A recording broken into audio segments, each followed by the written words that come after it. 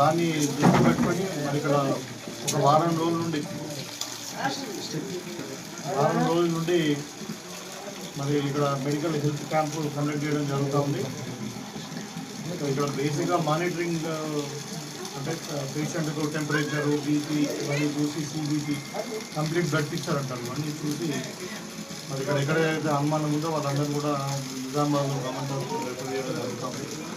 So ఇంతవరకు దగ్గర అంటే 19 కన్ఫర్మ్ అయినాయి ఎలిసాలో. మన ఫస్ట్ బేసిక్ టెస్ట్ చేస్తారు, 33 కన్ఫర్మ్ అయినా కానీ ఎలిసాలో 19 కన్ఫర్మ్ అయినాయి. సో ఇక్కడ కొంతమంది ప్రైవేట్ హాస్పిటల్ పోయింది, కొంతమంది గవర్నమెంట్ హాస్పిటల్ పోయిండ్రు. ఎవరు కూడా అందరూ కూడా రికవర్ అయ్యిండ్రు, ఎవరు కూడా ఇంకొక నలుగురు ఇంకా హాస్పిటల్లో ఉన్నారు. సో ఇక్కడ కూడా మనకు జ్వరం వచ్చిన వాళ్ళకు కావాల్సిన ట్రీట్మెంట్ అంటే ఐవీ ఫ్లూయిడ్స్ పెట్టడము, తర్వాత పారాసిటమాల్ ఇంజెక్షన్స్ ఇవ్వడము, దాంతోపాటు మడ్డు బయట నుంచి మళ్ళీ కొంతమందికి యాంటీబయాటిక్స్ ఇవన్నీ కూడా ఇచ్చి మానిటర్ చేస్తూ ఉన్నారు. మొత్తం టోటల్ టీమ్ ఇక్కడ వర్క్ చేస్తూ ఉంది. ఇంతవరకు ఎవరు అంటే మోర్టాలిటీ అంటారు, చనిపోయిన దాఖలాలు లేదు, రికవర్ అవుతుంది మొత్తం అంతా కూడా. ఇక్కడ ముఖ్య కారణం ఏంటంటే మెయిన్లీ కొన్నేమో వైరల్ ఇన్ఫెక్షన్స్ ఉన్నాయి, అంటే గాలి ద్వారా వచ్చే వైరల్ ఇన్ఫెక్షన్, ఇన్ఫ్లుయెంజా టైప్. కొన్నేమో టైఫాయిడ్ ఉన్నాయి, కొన్నేమో డెంగ్యూ ఫీవర్ ఉన్నాయి. సో ముఖ్యంగా డెంగ్యూ ఫీవర్ గురించి మనము ఎక్కువ కన్సర్న్. సో ఇక్కడ మనం అన్ని పరిశీలించిన తర్వాత ఇక్కడ ఏం తెలియదంటే ఈ ట్రాక్టర్లు సంబంధించిన టైర్లు కానీ, స్కూటర్ టైర్లు ఇవన్నీ కూడా దాంట్లో ఈ కొబ్బరి చిప్పలలో లేకుంటే రెయిన్ వాటర్ ఏదైతే వర్షం పడ్డ నీళ్ళు ప్లెయిన్ వాటర్ స్టోర్ ఉండడం వల్ల ఇది వ్యాపించినట్టు అర్థమవుతా ఉంది.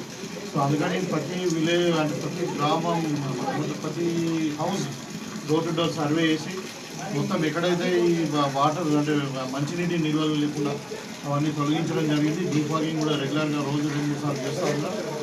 చేసిన తర్వాత ఇవాళ హెల్త్ క్యాంప్ కూడా ఉంది. అయితే ఈ సందర్భంగా మరి ఈ వ్యాధులు ఇంకా వేరే గ్రామాల్లో కూడా వ్యాపించే అవకాశం ఉంది కాబట్టి మన డెడికేటెడ్గా ప్రభుత్వ మన గవర్నమెంట్ మెడికల్ కాలేజ్ హాస్పిటల్లో అక్కడ ఒక 70 బెడ్లతో డెడికేటెడ్ ఫీవర్ వార్డ్ ఒకటి క్రియేట్ చేయడం జరిగింది గవర్నమెంట్ హాస్పిటల్లో.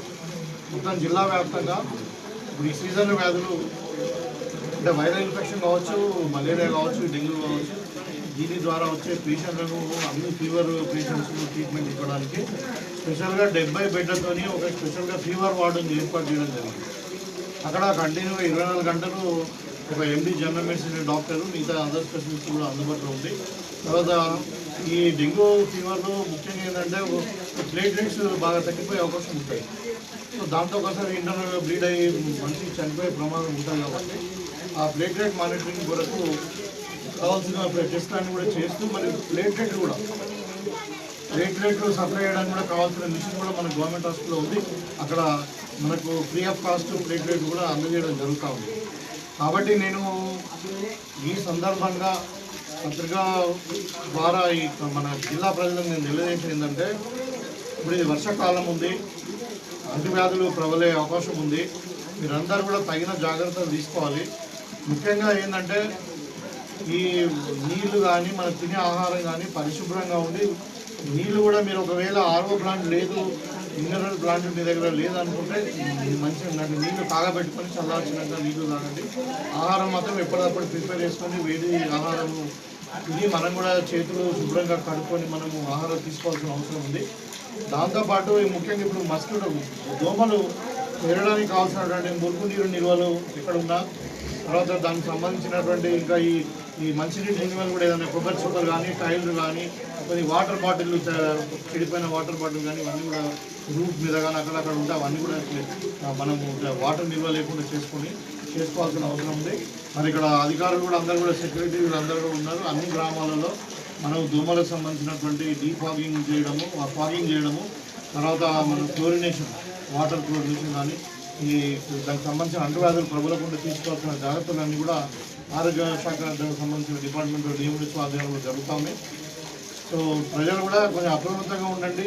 ఏదైనా ఫీవర్ వస్తే కూడా వెంటనే మీరు టెస్ట్ చేయించుకొని మరి డెంగ్యూ కాదా, అవసరం ఉంటే డాక్టర్ సలహా తీసుకొని మరీ ప్రాబ్లం ఉన్నప్పుడు వాళ్ళు ఆటోమేటిక్గా మనకు నిజామాబాద్ గవర్నమెంట్ హాస్పిటల్కి వెళ్ళి అక్కడ ట్రీట్మెంట్ తీసుకుంటే మనకి ఖర్చు కాకుండా ట్రీట్మెంట్ అయ్యే అవకాశం ఉంది. వస్తూ ఉంటాయి, ఇంకా ఎపిడమిక్ వస్తుందని ఎక్స్పెక్ట్ చేయలేదు. ఇప్పుడు అంటే ఇది అంటువ్యాధులు కాబట్టి ఒకదానికోటి బిగినింగ్లో తక్కువ ఉంటాయి, తర్వాత వస్తే అది డెంగ్యూ ఫీవర్ ఓన్లీ 19 మందికి వచ్చింది, మిగతా వాళ్ళందరూ కూడా వైరల్ ఇన్ఫెక్షన్. కొంతమందికి టైఫాయిడ్ వచ్చింది, అది అందరూ రికవర్ అవుతుంది.